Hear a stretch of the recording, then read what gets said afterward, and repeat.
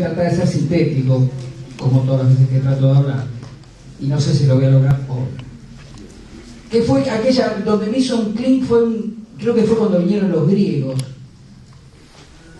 que quizás hubo una pregunta. Yo estoy tratando de hacer, todo el tiempo tratando de hacer memoria bien de los hechos, porque los hechos suceden cuando uno está metido en el medio y lo ve, y me parece que fue una pregunta por ahí demasiado larga, que por ahí para el operativo de los organizadores no era viable, pero la bufa de la platea donde estaba yo también, todo así tenía que ver por preguntas cortas, inmediatas, con un contenido por ahí un poco más directo y demás, y donde no aparecía la reflexión. Debo decir que esta es una impresión personal, por ahí, pero bueno, como todas las impresiones que son personales, es lo que me parece. A mí me hace un rum. Y esto lo traigo por un montón de cosas que uno viene a las asambleas y escucha y demás, y siente, y sobre todo este año, donde se habla que hay un discurso que orada al gobierno, que le pega y demás. Y yo me pregunto si ese discurso, yo lo veo en compañeros, en gente con la que charlo, en los lugares de trabajo y demás, si ese discurso orada al gobierno o nos orada a nosotros. Porque en las conversaciones sale y dice, sí, bueno, algún corrupto hay, pero el gobierno no, pero... Y me parece que el tema no es ese, de estar justificando, por lo menos de mi parte, esto es una apreciación personal. Y todo el tiempo a mí me aparece, frente a esta situación de un discurso que orada, si uno lee bien la situación, si uno tiene claro o con alguna claridad que se construyó, que se hizo, mira las elecciones, las medidas de este proceso político, y me aparecía todo el tiempo tres hechos y tres situaciones separadas en la historia. Y voy a resumirlas, una muy de antaño que se usa como ejemplo, que es en las batallas médicas en Grecia, donde está la más conocida, las guerras médicas, perdón, la de Termopilas, que Heródoto, que es decían padre de la historia en algún momento y demás, escribió como la parte que todos dicen, bueno, irreductiblemente 300 personas resistieron en el acantilado a Jerjes con Leónidas a la cabeza. Y eso es lo que queda por una cuestión de voluntad para defender un lugar y nada más, y se estudia y todo. Y la realidad, que esa batalla al año la ganaron los griegos. ¿Por qué? Porque conocían el terreno, sabían cómo articularlo. Leónidas, cuando se queda en Termopilas, era porque era la manera de acicalarlo y que cuando lleguen a tierra lleguen lo más hecho pelota posible. Y el poder, porque Jerjes no era como los griegos que se gobernaban a sí mismos porque algún dios o había un hijo de Dios. Jerjes resumió la situación y él era mismo un dios. Entonces él era el poder en sí mismo. Jerjes después se tuvo que rajar cuando pisaron Grecia, porque al año en la batalla de Platea perdieron, se tuvieron que ir. Y todo hay como una construcción mitológica de la resistencia esa, con cantidad de hombres que no son ciertas y demás. Pero ¿qué tomo de esto? Es que los griegos conocían su terreno, sabían cómo enfrentar a ese poder que era guiado por Dios. No era guiado por uno que venía, que decía que era hijo de una ninfa y un dios y la pelea, no había rollo, era Dios mismo.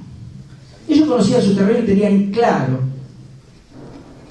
y en un año los expulsaron. Es más, cuando llegaron a Atenas las tropas de Jerjes, estaba, como el éxodo jujeño, estaba vacía Atenas. Ahora van a ver cómo relaciono esto. Después me apareció, porque van a decir que no, es conocer su terreno y leer el poder que está enfrente. Que el mismo historiador de los griegos, fíjense, escribía en una cuestión imposible de 2 millones de soldados, cosas que no era real y demás. Pero tenía una característica las tropas de Jerjes. Tenía un montón de gente que era, los griegos también, pero un montón de gente que no eran persas.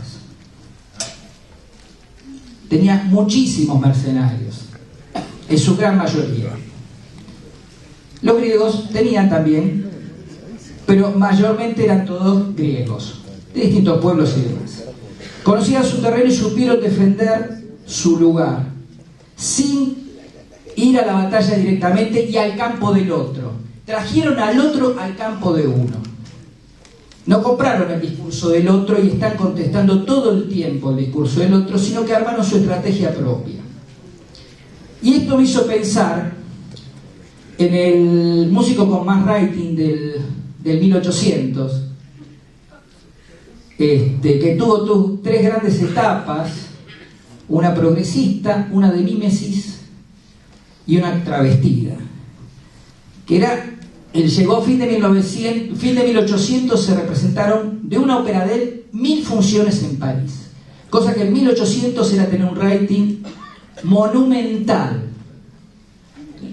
Meyerbeer, que lo conocen pocos. Yo hoy le pregunté a Guillermo, el cantante de ópera de Carta Abierta, y me dijo, ¿cuántas óperas conoces? 2. Es el que más compuso óperas. Su popularidad fue inversamente proporcional en cuanto él abandonaba el contenido y su origen de búsqueda progresista, hasta que terminó haciendo grandes óperas grandilocuentes, donde había en escena incendios, inundaciones, fuegos de artificio, hasta dicen que alguna bóveda incluso. Y él mismo se vanagloriaba que iba a ser el más famoso de la historia, no lo conoce ni el loro hoy en día. Él, en su estadía en París, ayudó a un joven Richard Wagner, y porque estaba cansado de verlo al joven Richard Wagner fracaso en fracaso, porque Wagner seguía con su idea, su complejidad, su lectura de la situación. Y esto me trae a otra situación más cercana, que es la década del 70. Hay un cantante popular que en el año 72-73 vendió 100.000 simples, que se llama Sabú.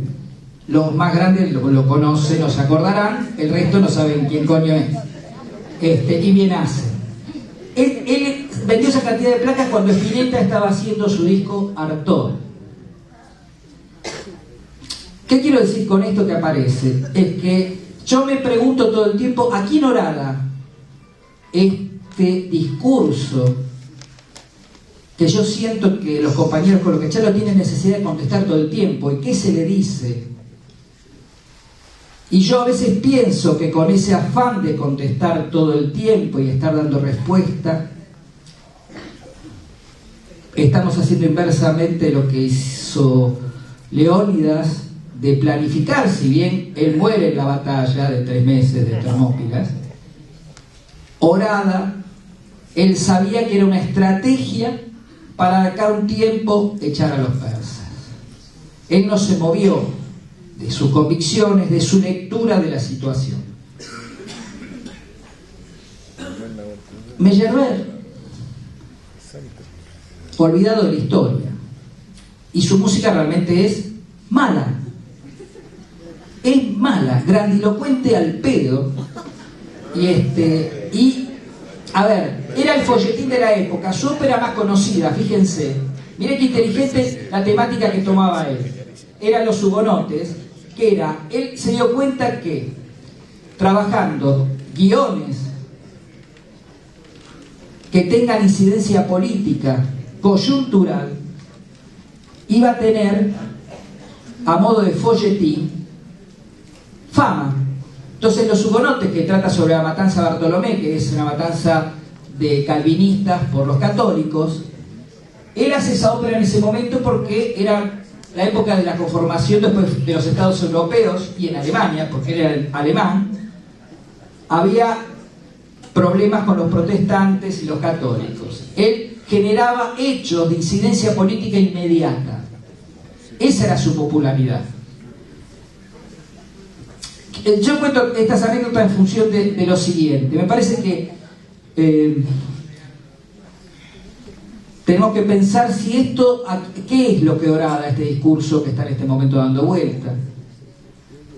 obrar con inteligencia, ver que Néstor perdió casi por el mismo porcentaje que perdió Capriles y no anduvo llorando por ahí y diciendo que le afanaron la elección. Porque a mí cuando me hablan de Capriles digo, bueno, Néstor perdió por lo mismo y nada. ¿Me entendés? Cerró el pico y adelante. Saber... Bueno, en una provincia, pero bueno, se perdió, no importa, se perdió. ¿Cuál es el problema? Eso, ya sé, pero bueno.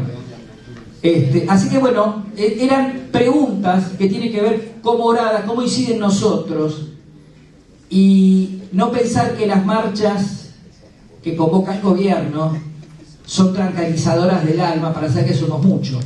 Somos muchos. Este gobierno salió adelante siempre con medidas que fueron para adelante. Y dobló siempre la apuesta, no contestando y yendo al terreno del otro. Gracias. Gracias, Jimmy.